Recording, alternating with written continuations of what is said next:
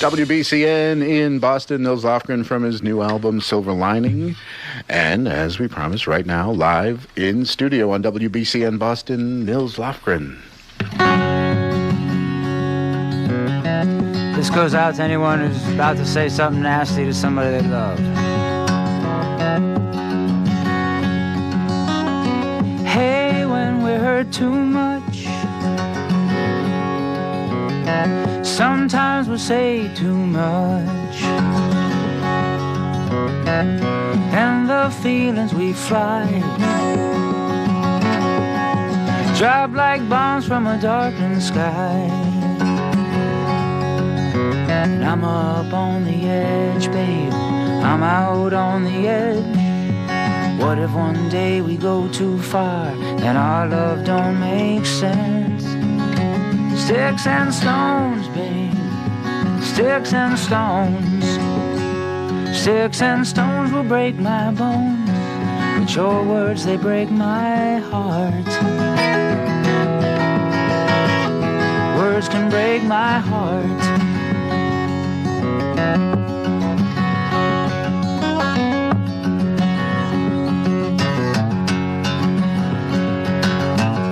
So next time I piss you off,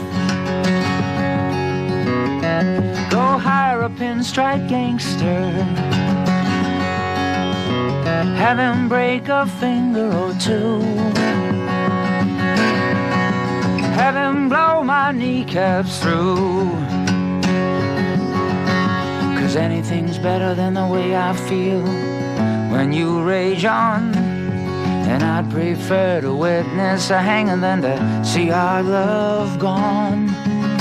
Sticks and stones, babe, sticks and stones. Sticks and stones will break my bones, but your words, they break my heart. Words can break my heart. They break my heart. Yeah, they break my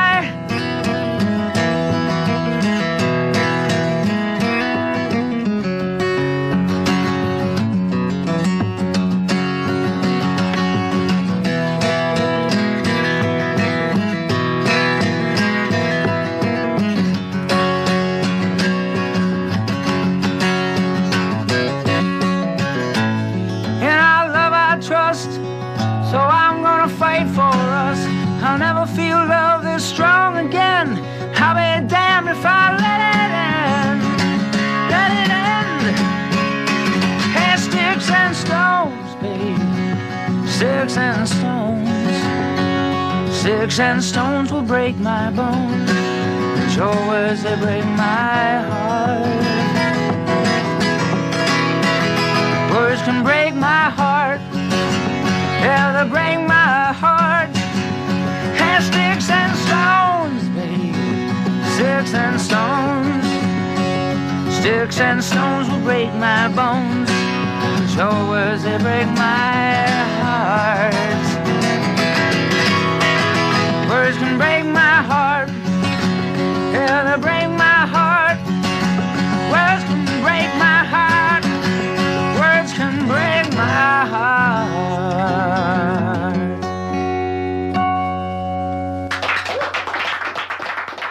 Thank you. Nils Lofgren on WBCN. Thank you for coming by today, Nils. We appreciate it. Thanks, Ken. Thanks for having me. Great to listen to you all these years. We played something that I'm not even sure if you were on the track, but do you play piano on Southern Man with Neil with Crazy Horse? Yeah, actually. Is that you? That's me on the piano. You look too young to have been on an album that came out like 20 years ago. I know. Well, I got lucky. I guess I met Neil when I was 17, and when I was 18, he asked me to play piano on that record. I'd never played piano in my life. And I was an accordionist, though. Italian weddings? Yeah, exactly. Really. I played some spaghetti weddings. Can you do Lady of Spain for us while you're... Oh, no, you got an accordion? But what happened was, what he wanted was what he got, which was like an 18-year-old kid who loved his music, was totally emotionally committed. And played for $2.25 an hour. Right. And played the piano so simply and rhythmically because I was so unfamiliar with the instrument, as opposed to getting a virtuoso that he had to coach, play less, because that record was about space and feeling. What kind of thrill was it for a 17-year-old to be with one of, even at that time, 20 years ago, he was one of the mammoths of rock and roll? Oh, it was just, I couldn't even believe it. You know, I was still, Grin was like bouncing from L.A. to D.C., playing gigs and just looking for a record deal. And I was staying at my mom and dad's in Maryland, and Neil called me there, and it was like, wow, you know, playing an instrument I've never played on a... I didn't even know after the Gold Rush was to be the record it was, but any record with Neil Young to me was a spectacular debut. And that was really my first experience, you know, in the studio. And it was just amazing, you know, great experience. And then it was only a year or two later, so you must have been old, maybe not even 20 when you had the big hit with White Lies and Grin. Yeah, Grin started making records soon after that, and we made 4 albums, and Neil was always, you know, supportive and in our corner.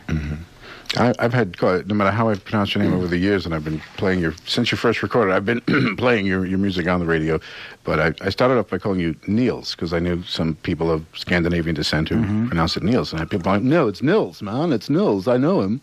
Like, we partied last time he was in town. I think that was in the early 70s.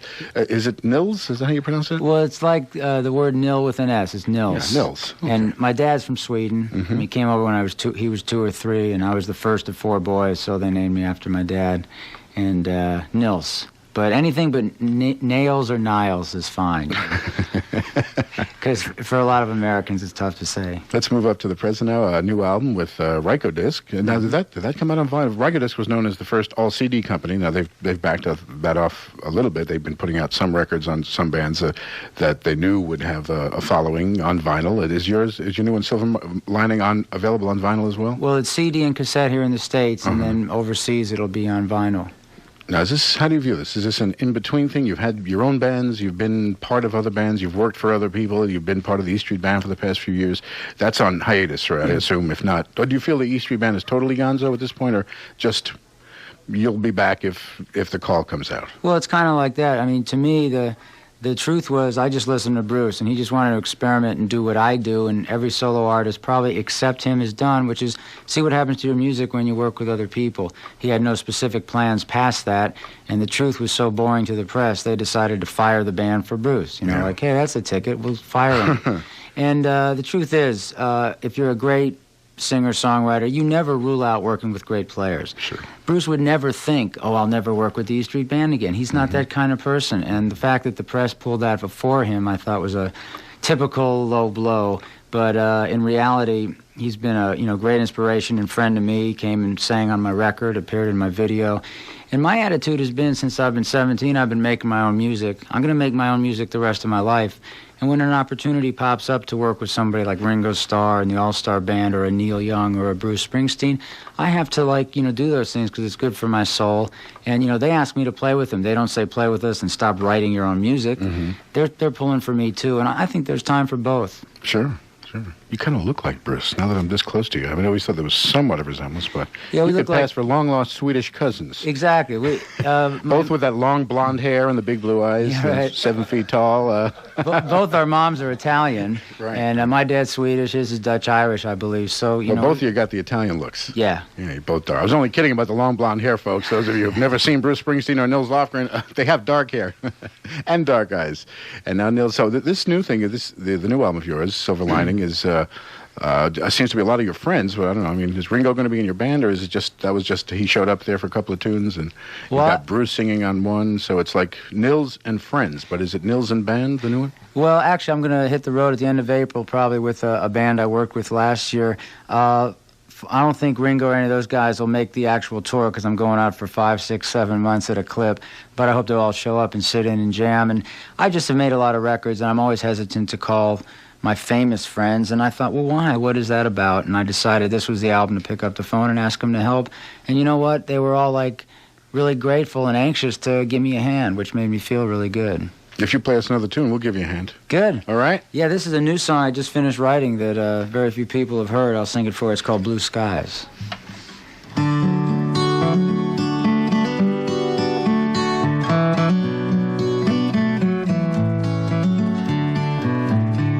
I look around and I see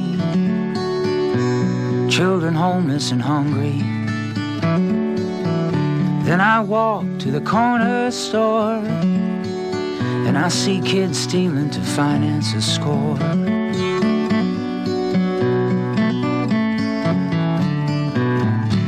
TV's gotten good at one thing,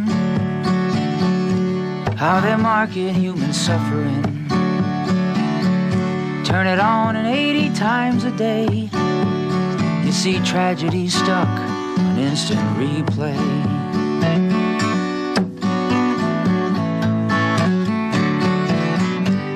What about the people that ain't been swallowed up? The children born to two people in love. The hurting that choose to fight instead of die. The ones that look up and see blue skies. Blue skies. Yeah, I see the blue skies.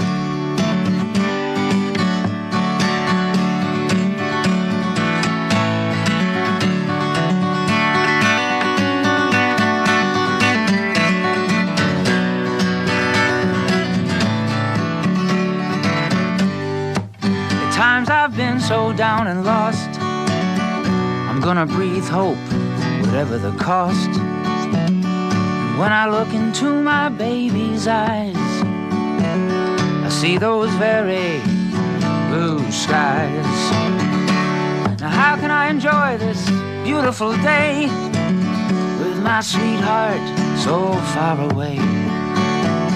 I can daydream of her loving touch, remember she loves me just as much.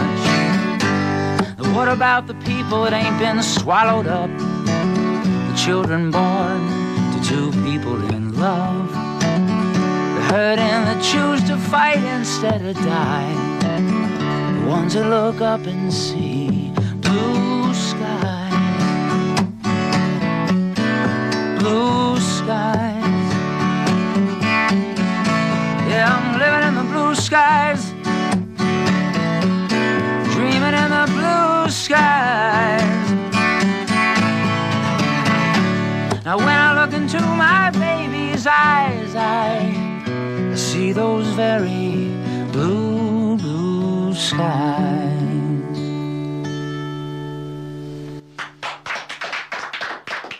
That's a beauty.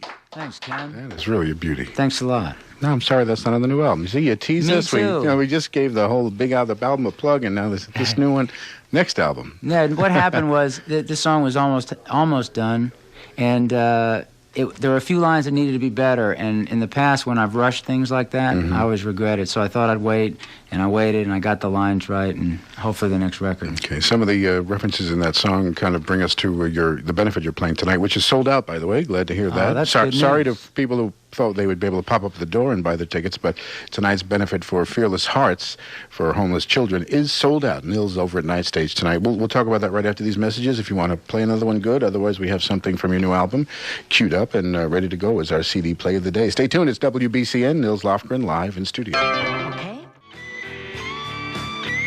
WBCN, there's Nils from Silver Lining and Valentine with I'll Never Forget What's His Name on WBCN Boston. Close friend of Nils, Bruce Springsteen there. Yeah, it was exciting that all my friends were happy to come down and help out like that. It meant a lot to me. Now, Bruce, did you guys do that together as a typical studio? They said you mixed most of this album kind of live. So was Bruce there in studio singing with you, or did he come in after you'd laid down your vocal tracks? No, he did that after I did the final vocal.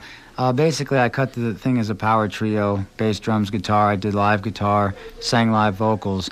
And in keeping with the live spirit of it, when I did my guitar parts, the lead guitar, Kevin took over, McCormick, the bass player and producer, and I just was like the session guitarist. I came in, I blazed through each song twice on 2 tracks, front to back, as emotionally as I could, packed up my guitar and went home, and let him pick the most emotional performance, because when I start analyzing my playing, I just look for what's wrong, and I lose the perspective of if it feels good. So in keeping with the spirit of keeping it raw and live, that's how we approached it. And you had that song around for at least a year that we know of, because our boss Oedipus just reminded us that we had that a year ago. We played that Valentine's Day 1990 as well as this year. Yeah, I sent you the original demo in '86. The week of Valentine's Day, I was mixing a double live album, Code of the Road, in Surrey, England. And my wife, Sis, my girl at the time, wanted me to write a song for Valentine's Day. I thought it'd be a good idea, but I didn't want it to be a gimmick song. I wanted it to be something about, relationships and more symbolic.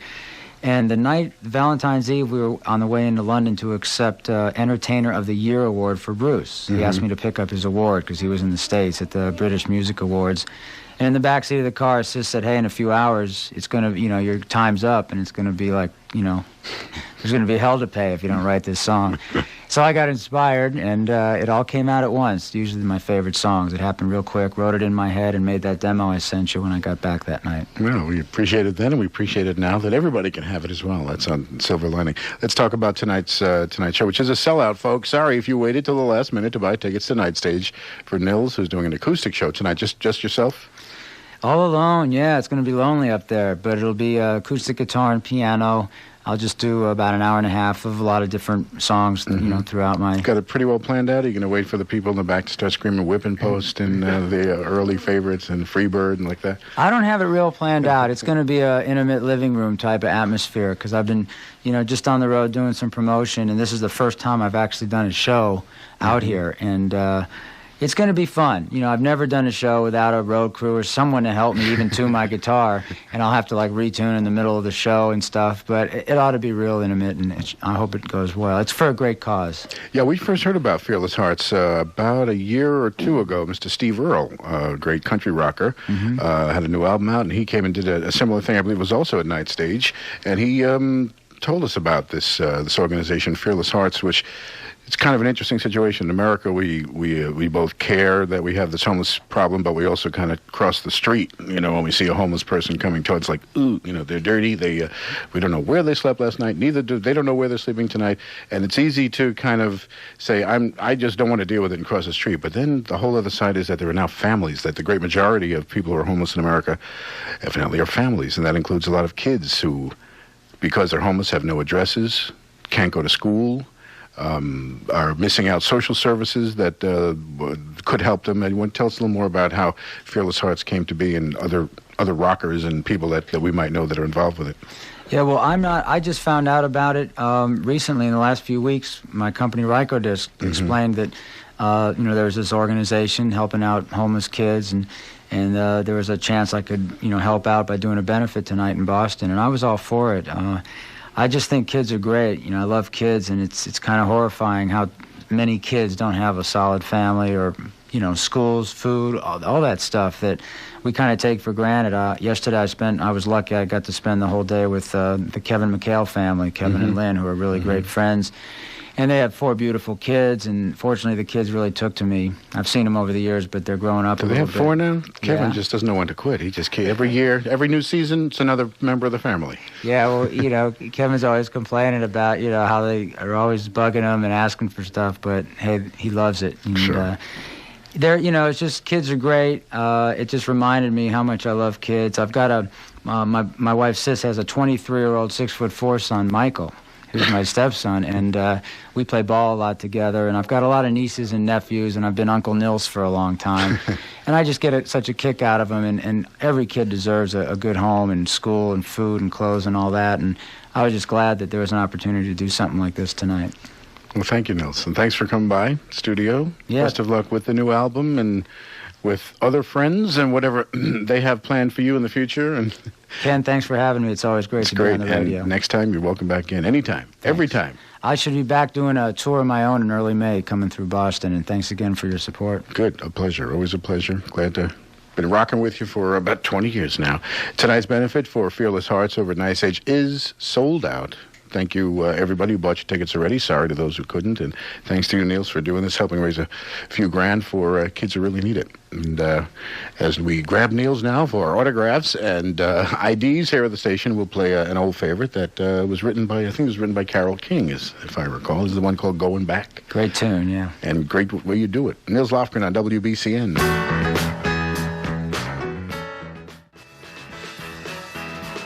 Hi, this is Nils Lofgren. You're listening to WBCN in Boston.